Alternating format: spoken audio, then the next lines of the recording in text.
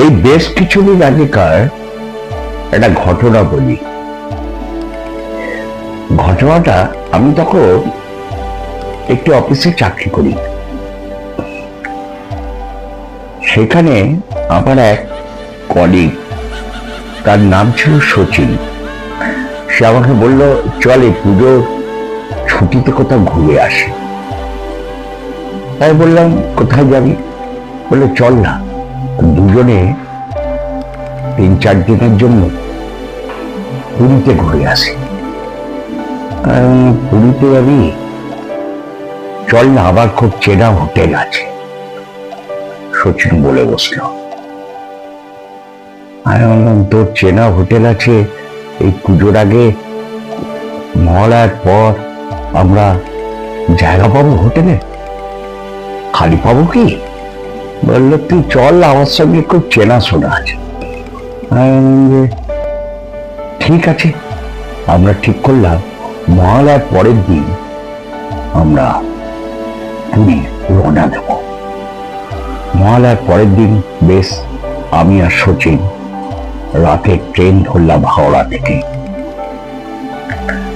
সকালে গিয়ে পুরীতে নামলাম।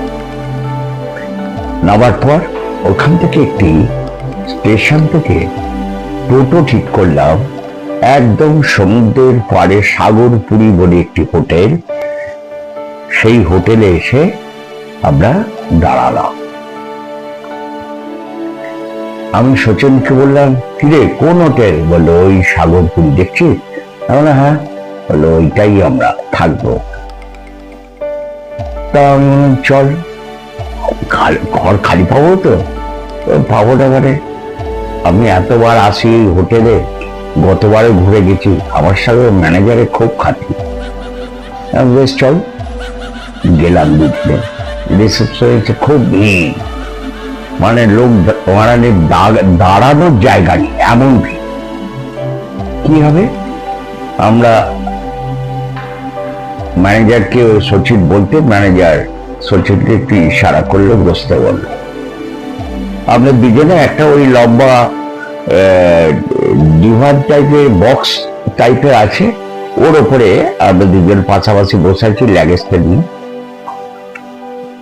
এমন সে এক এক করে যাদের বুকিং ছিল তারা বুকিং পাচ্ছে, যাদের বুকিং ছিল না তারা ঘর খালি নেই বলে ফিরে চলে যাচ্ছে। এবার যথারীতি সবাই ফাঁকা হয়ে যেতে সচিন উঠে ম্যানেজারকে বললো, ম্যানেজার, আমরা তো এসে বললাম, আমাদের তো রুম চাই। রুম? কোনো রুম তো খালি নেই বাবা। রুম খালি নেই বলতে? দেখছো না সবাই ফিরে যাচ্ছে, আর এই পুজো মরশুমের রুম পুরীর কোনো হোটেলে একটা মানে 3 ধারা জায়গা নেই। কি বলছেন ম্যানেজার? আমরা এত দূর থেকে এসছি, আর আপনার হোটেল ছাড়া উঠি না, আপনি জানেন আমাকে। হ্যাঁ, সব বুঝলাম, সব। আপনাকে তো বিলক্ষণই চিনি, আপনি আমার হোটেলে ওঠেন, কিন্তু কি করব মশাই, ঘর খালি নেই। কোথা থেকে দেবো বলুন? ঘর খালি নেই, তাহলে আমাকে ফিরে যেতে হবে। দেখি অন্য কোনো হোটেল তাহলে। তাই দেখুন, আমরা বেরোবো এমন সময় ম্যানেজার বলল, যাচ্ছেন পুরীতে কোনো হোটেল খালি পাবেন না, মানে 3 ধরনের জায়গা নেই, এমন অবস্থা পুরীতে। এবারে একটা ব্যবস্থা করতে পারি, কষ্ট করে থাকতে পারবেন? শচীন ঘুরে দাঁড়ালো, বলল, বেশ পারবো। বললো, আমাদের রান্নাঘরে ঠিক পাশে আরেকটা ছোট ঘর আছে, রুম আছে। সেই রুমটা খাট বিছনা সবই আছে, সেইটায় রান্নার ঠাকুররা থাকে। সেই নয় অন্য জায়গায় ওরা থাকবে, অন্য ঘরে থাকবে। ওই ঘরটা থাকতে পারবেন? বেশ থাকতে পারবো। আমরা তো সারাদিনে পুরীর সাগরে ঘুরবো, এখানে সেখানে ঘুরবো, রাতে শোবো। বললো, বেশ, তাহলে লাগেজটা নিয়ে আসুন। আমি আর শচীন এগিয়ে গেলাম খাবার ঘরের পাশ দিয়ে একটি ঘরে। যেতেই দেখালো এই যে ঘর, দরজাটা খুলতে এমন সময় রামধনু হরর চ্যানেলে আপনারা শুনছেন আজকের গল্প ৩ নম্বরের ঘর। স্যাটারডে ফিভার নাইট অবলম্বনে আপনার এই প্রিয় বন্ধুর কণ্ঠে এই ভৌতিক গল্পটি শুনবেন ৩ নম্বরের ঘর। লেখক হেমন্ত কুমার রায়ের সৃষ্টি। এখানে থাকলে মারা পড়ব। আমি বললাম, তাহলে কোথায় যাবি? শচীন বললে, যেখানে মানুষ থাকে। গেলবারে এই হোটেলের সবচেয়ে ভালো ঘরে আমি ছিল, এবারেও সেই ঘরে থাকতে স্বাদ হচ্ছে। আমি বললাম, তোমার স্বাদ চাঁদ ধরবার স্বাদের মতো এ স্বাদ মিটবে না, কারণ সেই ঘর এখন অন্য লোকের দখলে। শচীন মাথা চুলকোতে চুলকোতে বললে, সে তো হচ্ছে সমস্যা। তখন বেলা 5:30 বেজে গেছে। ওপর থেকে চা পান করার জন্য ঘন্টার আওয়াজ এলো।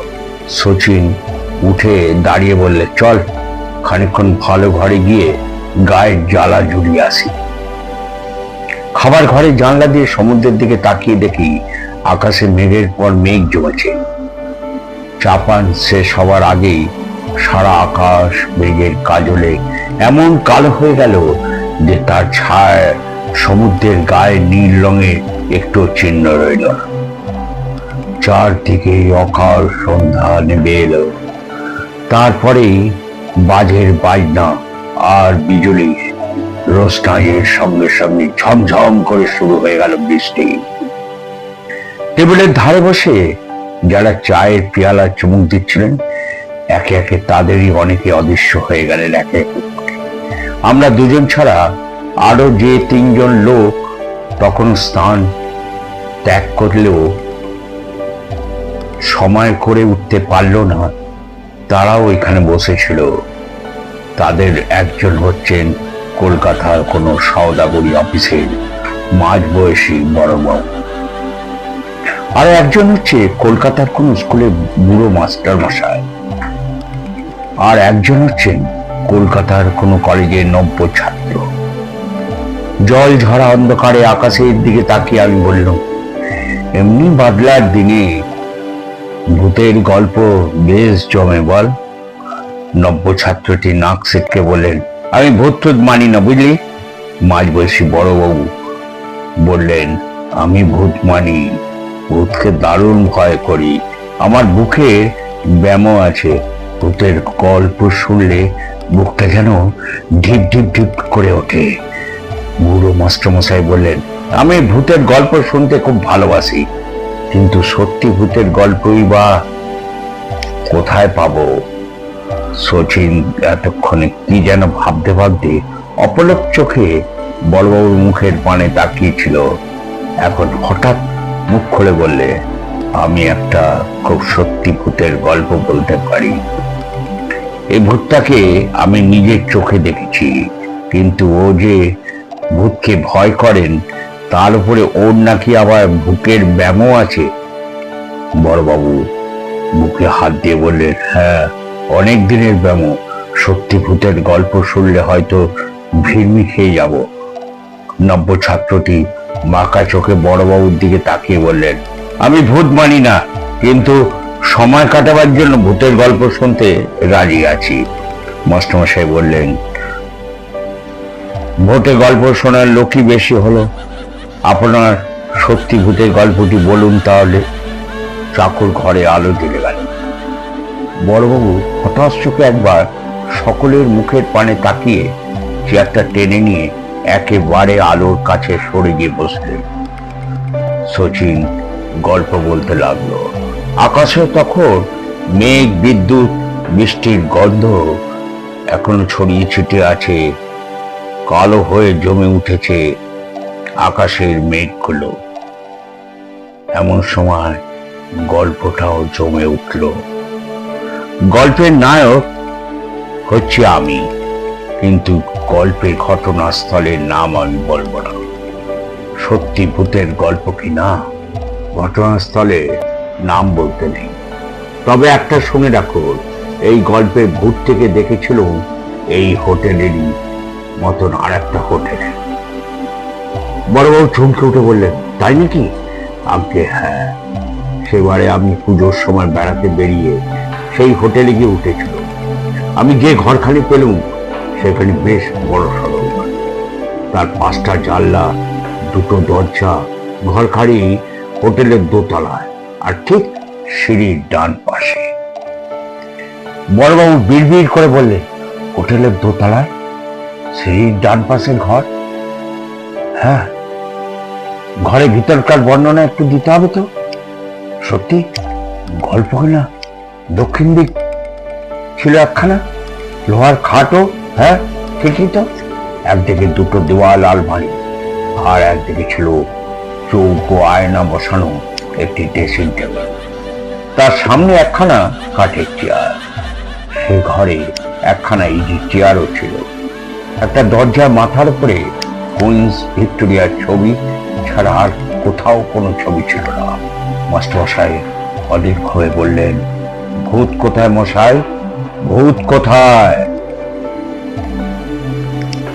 এত ঘরের বর্ণনা কেন? মাস্টারমশাই অধীর হয়ে বললেন, বলুন বলুন। যদিও ঘটনাস্থলের নাম বললুম না, তবু ঘরের বর্ণনাটা শুনে রাখুন। বিদেশের কোনো হোটেলে এরকম ঘর দেখলে আগে থাকতে সাবধান হতে পারবে। এখন শুনুন, সেই ঘরখানার ভিতরে দিনের বেলাটায় আমার দিব্যি আরামে কেটে গেছিল, কিন্তু ঘরের ভেতর সন্ধ্যার অন্ধকারে যেই নেবে এলো, অমনি কেন জানি না আমার মনটা কেমন ছ্যাঁত ছ্যাঁত করে রাখলো। সন্ধ্যার সঙ্গে সঙ্গে কি যেন একটা অজানা ভয় টিপে টিপে ঘরের মধ্যে প্রবেশ করলো পা টিপে। হঠাৎ ঘরের মধ্যে ঢুকে কিছু যেন একটা অদৃশ্য হয়ে গেল, একটা বিভীষিকার ছায়ার মতো আমার পিছনে ফিরতে লাগলো। যেন দেখা যাচ্ছে না এমন 2টো স্থির আড়ষ্ট চোখ ড্যাব ড্যাব করে আমার পানে তাকিয়ে রইল। তো তাকিয়ে রইল। আমি ভীতু লোক নই, তবু কিছুতেই মন থেকে ভয় ভাবটা দাঁড়াতে পারলুম না। মনটা প্রবোধ দিলুম, অন্যমনস্ক হওয়ার জন্য বারবার চেঁচিয়ে গান গাইতে লাগলো, কিন্তু মন আমার শান্ত হলো না। তখন তাড়াতাড়ি খাওয়া দাওয়া সেরে ঘুমিয়ে পড়ে এই অজ্ঞাত ভয়টাকে ভুলবার চেষ্টা করলাম। ঘুম আমাকে সব ভুলিয়ে দিলে বটে, কিন্তু বেশিক্ষণের জন্য নয়। গভীর অন্ধকারের ভেতর হঠাৎ আমার ঘুমটা ভেঙে গেল। জেগে উঠে বুঝলুম আমার ঘুম স্বাভাবিকভাবে ভাঙলো না। ঘরের ভিতরে এমন একটা বিপদ এসে উপস্থিত হয়েছে, এই কথাটা তখনই আমার মনে হলো। শচীন এইখানে থামলো। বাইরে তখন অবিরাম চলেছে বজ্রের ওঙ্কার, জোরে জোরে বাজ পড়ছে, সমুদ্রের গর্জন, বৃষ্টিধারার কান্না, ঝড়ো হাওয়ার হাহাকার। দমকা বাতাস মাঝে মাঝে ঘরের ভিতরে এসে ঠান্ডা জলের ছিটে ছড়িয়ে দিয়ে যাচ্ছে। মাস্টারমশাই দীর্ঘশ্বাসে মাস্টারমশাই বললেন, জায়গায় এসে থামলেন কেন? বড়বাবু দুই চোখ মৃদু বললেন, আমার বুক ডিপ ডিপ করছে। ছাত্রটি বললেন, আমি ভূত মানি না। শচীন আবার আরম্ভ করলে, কোথাও একটি পাতা নড়ারও শব্দ নেই এবং রাতও ঝড় করছে ঝাঁঝা। আগেই বলেছি আমার ঘুম ভাঙল গভীর অন্ধকারের ভেতরে, কিন্তু আপনারা বুঝতে পারবেন কিনা জানি না, সে অন্ধকারে কালো অন্ধকার নয়, সে যেন আলোময় অন্ধকার।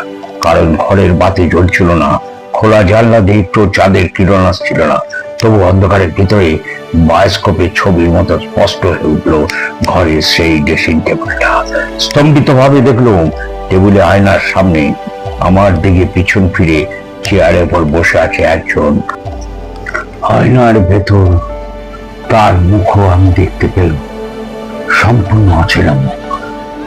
তার নাকের তলায় দুর্গা ঠাকুরের অসুরের মতো মস্ত বড় গোপ, আর তার ভয়ঙ্কর 2টো চোখ যেন জ্বলন্ত ভাটার মতো জ্বলজ্বল করছে। তার ডান হাতে একখানা চকচকে খুব, আর সেই খুব দিয়ে নিজের গলা সে নিজেই কাটছে। হঠাৎ ফিনকি দিয়ে রক্ত ছুটল এবং সঙ্গে সঙ্গে সেই ভয়ানক দৃশ্যটি আবার মিলিয়ে গেল। ঘর আবার অন্ধকার, ঘুটঘুটে অন্ধকার। সেই অন্ধকারের মধ্যে যেন কার পায়ের শব্দ পেল। কে যেন ড্রেসিং টেবিলের দিক থেকে আমার বিছানার ঠিক পায়ের কাছে গিয়ে এসে দাঁড়ানো। আমি হাসতে থাকতে পারলাম না। এক লাফে বিছানা ছেড়ে নেবে কোন রকমের দরজা খুলে ঘরের বাইরে বেরিয়ে সিঁড়িদের নিচের কাছে নামতে যাও, ওইখানে আমি অজ্ঞান হয়ে পড়েছিলাম। পরের দিন সকালে খোঁজ খবর নিয়ে জানলাম সেই হোটেলে 3 নম্বর ঘরে একজন লোক আত্মহত্যা করেছিল। কিন্তু হোটেলের ম্যানেজার আমার কাছে কোনো মতে সেই কথা স্বীকার করল না। বড়বাবু হঠাৎ চেয়ারের ওপরে হাড় হয়ে পড়ে হাঁপাতে হাঁপাতে চি চি চি করে বললেন, আমার বুক টিপ টিপ করছে, এই রে আমি ভিমড়ি খেয়ে যাবো রে, এই রে। মাস্টারমশাই, 8 নম্বর ছাত্রটি ব্যস্ত হয়ে তার কাছে ছুটে গেলেন। শচীন উঠে দাঁড়িয়ে বললেন, দেখছি ওর সামনে ভূতের গল্প বলা আর উচিত হয়নি। রাত তখন 9:30। আমি আর শচীন আমাদের অন্ধকূপে ঘরে বসে আছি। এমন সময় হোটেলে একটা চাকর এসে আমার হাতে এক টুকরো কাগজ দিয়ে বললেন, ম্যানেজারবাবু দিলেন। কাগজে ম্যানেজারবাবু লিখেছেন, হোটেলের 3 নম্বর ঘর হঠাৎ খালি হয়েছে। আপনার যদি ইচ্ছে করেন তাহলে 3 নম্বর ঘরে উঠে আসতে পারেন। শচীন দুষ্টুমির হাসি হাসতে হাসতে বললেন, এ আমি আগেই জানতাম। আমি আশ্চর্য বললাম, কেমন করে? শচীন বললে, হোটেলের দোতলায় সিঁড়ির ডান পাশে ওই 3 নম্বর চমৎকার ঘর খানিতে আমি গেলবারে এসে থেকে গেছি। আজ দুপুরে ওই ঘরে গিয়ে উঁকি মেরে দেখে এসেছি ওই ঘরের আসবাবপত্রগুলো ঠিক আগেকার মতোই সাজানো আছে। ওই ঘরে বড়বাবু ছিলেন। তার মানে তুমি একটা আস্ত গারদ। এতক্ষণে এটা বুঝলে না যে বড়বাবুকে তাড়াবার জন্য আমি ভূতের গল্প 3 নম্বর ঘরের বর্ণনা দিয়েছিলাম। তাহলে তোমার সত্যি গল্পটা একেবারে গ্যাজাগুড়ি বলে শচীন একটা মুচকি হাসি হাসলো। শচীন তো মুচকি হাসি হাসলো। তারপর আমরা ল্যাগেজটা নিয়ে 9:30 পৌনে 10টায় ওপরে 3 নম্বর রুমটা এসে উঠলাম। এই ফাঁকে আমাদের ডিনারটাও সেরে নিলাম। ডিনারটা সেরে নিয়ে আমরা বললাম আমরা একটু সমুদ্রের পাড় থেকে ঘুরে আসি। বেশ ঠান্ডা ঠান্ডা হাওয়া দিচ্ছে, সমুদ্রের গর্জন। সমুদ্রের পাড় থেকে ঘুরে যখন ঘরে ঢুকলাম, হোটেলে ঢুকলাম, তখন বাজে রাত্রি 11টা। বেশি রাতও করলাম না, এসে শুয়ে পড়লাম। কিন্তু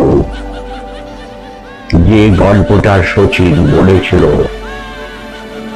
মিথ্যে এক গ্যাজাগুড়ি দিয়ে, সেটা চোখের সামনে আমাদের ফুটন্ত জীবন্ত হয়ে উঠল সেই চরিত্রটা। হ্যাঁ, সত্যি সেই রাতে সেই জীবন্ত হয়ে উঠল সেই মানুষটি। হঠাৎ দেখা গেল সেই ইজি চেয়ারের উপর বসে আছে। রাত্রি তখন 2টো বাজে। একটা চেয়ার সরানো আওয়াজ পেয়ে আমরা চমকে উঠলাম ঘরের ভিতর। ঘরে আলো ফালো সব নেবানো, জানলা দিয়ে তখন একটুখানি বাইরের আলোটা ঢুকছিল। এমন সময় বুঝতে পারলাম ঘরের মধ্যে কারো প্রবেশ। নিস্তব্ধতার মাঝে দেখছি একটি মানুষ আস্তে আস্তে উঠে দাঁড়ালো ইজি চেয়ার থেকে। উঠে দাঁড়িয়ে সেই ড্রেসিং টেবিলের কাছে নিয়ে যেতেই হাতে একটি ধারালো ফুল হাতে বার করেছে। বার করে নিজের গলার নদীর কাছে এরকম দিয়ে টানতে যাবে। এমন সময় শচীন ও মা গো, বাবা গো বলে চিৎকার করে উঠে বিছনা থেকে লাফিয়ে দরজা দিয়ে শটান দৌড়ে বেরিয়ে গেল। আমি শচীনকে অনুসরণ করলাম। শচীনকে অনুসরণ করে আমিও দরজা দিয়ে বেরিয়ে এলাম। রাত তখন গভীর, শেষ রাত, রাত্রি 2:10। বেরিয়ে দেখি শচীন সিঁড়িটার কাছে এসে হাঁপাতে হাঁপাতে অজ্ঞান হয়ে পড়ে গেল। আমি শচীনের পাশেই আমিও ঘেমে খেয়ে বসে পড়লাম। কখন যে সকাল হয়েছে সেদিকেই দুজনে রাত কাটিয়েছি। সকালবেলায় হোটেলের বেয়ারারা আমাদের দেখে চোখে মুখে জল দিয়ে তুলেছে। সারা রাতে যে দৃশ্য, যে গল্প আমরা বানিয়ে বলেছিলাম বড়বাবুকে, সেটা আমার নাইবা শুনলেন। নাইবা বললাম, যদি ঘটনাটা ভালো লাগে তাহলে অতি অবশ্যই লাইক একটি দেবেন, শেয়ার করতে ভুলবেন না বন্ধু বান্ধবের মধ্যে। আর যদি নোটিফিকেশনটা আপনাদের অফ করা থাকে অতি অবশ্যই নোটিফিকেশনটা অন করে রাখুন। পরবর্তী দিনে এরকম কোনো নামী লেখকের গল্প আবার আপনাদের কাছে হাজির হব। আর হ্যাঁ, যারা আমার কাহিনী শোনেন সাবস্ক্রাইব করেননি অতি অবশ্যই একটি সাবস্ক্রাইব করবেন। নমস্কার, ভালো থাকবেন।